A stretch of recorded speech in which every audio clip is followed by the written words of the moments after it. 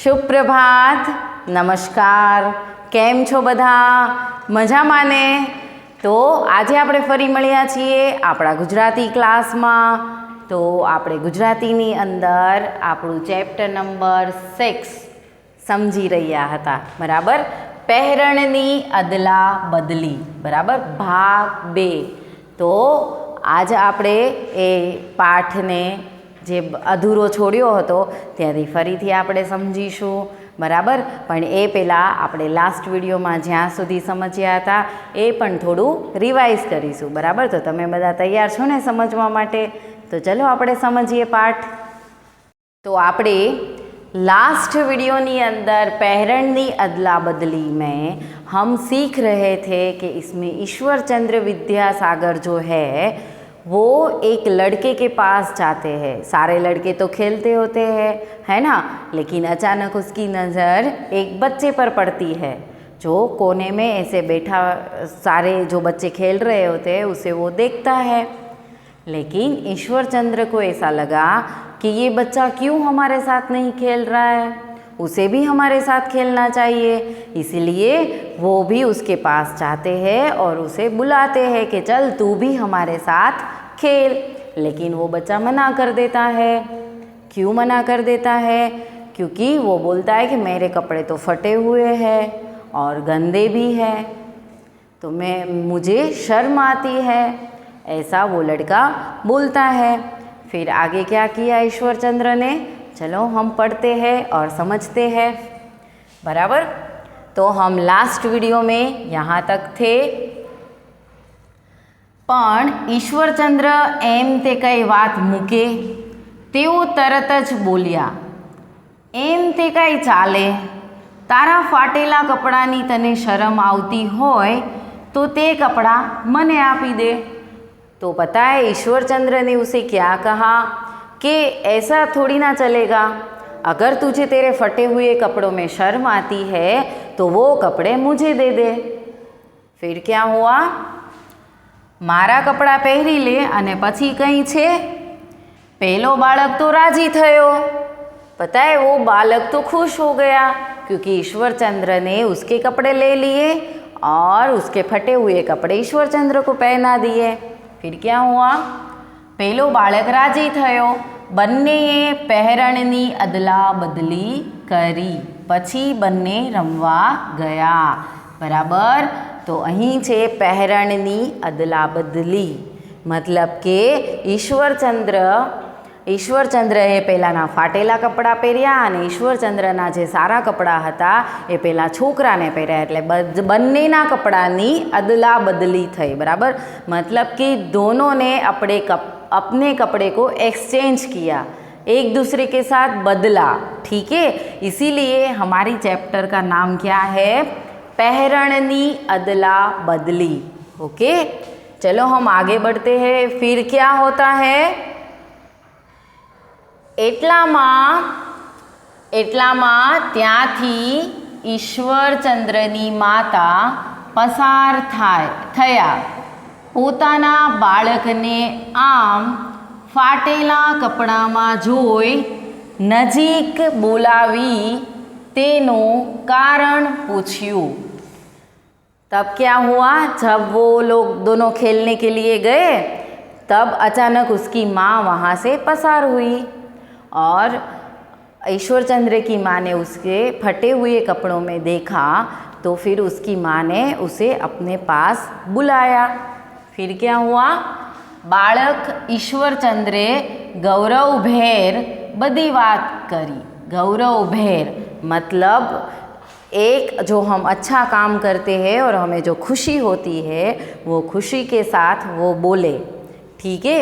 फिर ईश्वरचंद्र ने अपनी माँ से सारी बातें की उस बच्चे की कि वो बच्चा खेलने नहीं आ रहा था, उसके फटे हुए कपड़े थे इसीलिए वो खेलता नहीं था, उसको शर्म आ रही थी, इसीलिए मैंने वो कपड़े पहने और मेरे कपड़े उसको दे दिए, है ना? फिर क्या हुआ आगे? ए सांभળી माताए ईश्वरचंद्रने माथे हाथ फेरवी કહ્યું, બેટા તે આજે સરસ કામ કર્યું છે, तने हूँ नवा कपड़ा बनावी आपीश। तो ये सब ईश्वरचंद्र की बातें सुनने के बाद उसकी माता बहुत खुश होती है कि आज तूने ये बहुत अच्छा काम किया है बेटा, इस काम के लिए मैं तुझे नए कपड़े बना दूंगी, ऐसे। ठीक है। फिर आ रीते मोटो थईने पण विशाल दिलनो थजे ने गरीबों की सेवा करजे। तो पता है उसकी माँ क्या बोलती है कि अगर तुम बड़े होके भी ऐसे ही काम करना, बड़े दिल, विशाल यानी क्या होता है, बड़ा दिल। ठीक है। विशाल यानी मोटू, बराबर। એટલે કે તું મોટો થઈને પણ મોટા દિલનો થજે અને બીજાને ખુશ કરજે, બરાબર। એમાં જ આપણી ખુશી હોય છે, બીજાને આવી રીતે મદદ કરવાની, બરાબર। હવે ઈશ્વરચંદ્રએ એના કપડાં પહેરી લીધા ફાટેલા, એને શરમ નહોતી આવી, પણ પેલા છોકરાને ખુશ જોઈને એની ખુશી વધી ગઈ, બરાબર। तो हमें भी ऐसे ही काम करने चाहिए, कभी दूसरों के फटे और गंदे कपड़े को देखकर उसका मजाक कभी भी नहीं बनाना चाहिए। ठीक है, समझ में आया बच्चा? अभी देखो ईश्वरचंद्र की इस बात की वजह से उसकी माँ बहुत खुश है। ठीक है, चलो अब आगे बढ़ते हैं। क्या हुआ? आगळ जता ईश्वरचंद्र विद्यासागरे माताना ए आशीर्वाद ने पूरेपूरा साचा पाड़िया। तो जब ईश्वरचंद्र बड़े हुए तब उसकी माता ने बोला था ना कि तू हमेशा बड़े होकर भी बड़े दिल वाला बनना। तो उसने उसकी माता का जो भी आशीर्वाद था वो उसने साकार किया। कि कैसे? तेमने गरीबों माटे घणुं काम कर्युं। कहेवत छे ने कि पुत्रना लक्षण पारणामांथी, बराबर, पुत्रना लक्षण पारणामांथी, मतलब कि जो आपको अपनी माता सिखवाना चाहती है वो आप बचपन से ही सीखते आ रहे होते हो अपनी माँ से, है ना। तो ईश्वरचंद्र ने बड़े होकर गरीबों के लिए बहुत सारे अच्छे काम किए हैं, इसीलिए माता के जो भी आशीर्वाद थे वो उसने साकार किए। फिर क्या हुआ? लंबावे हाथ मददनो, जे असहाय ने अनाथ, गरीब सामे जे जुए एने सहाय करे दीनानाथ। दीनानाथ यानी कि हमारे ईश्वर। ठीक है। लंबावे हाथ, जो भी हमारे आगे हाथ फैलाता है हमें उसे हमेशा मदद करनी चाहिए। गरीब सामे जे जुए एने सहाय करे भगवान, मतलब कि जो हम गरीबों की सहायता मतलब हेल्प करते हैं उसकी हेल्प भगवान करते हैं। ठीक है, जैसे ईश्वरचंद्र की है। तो आप सबको ये पाठ कैसा लगा? अच्छा लगा ना? तो ये इन अच्छे पाठ के लेखक है नटवर पटेल। कौन है? नटवर पटेल, जिसने इस पाठ की रचयिता की है।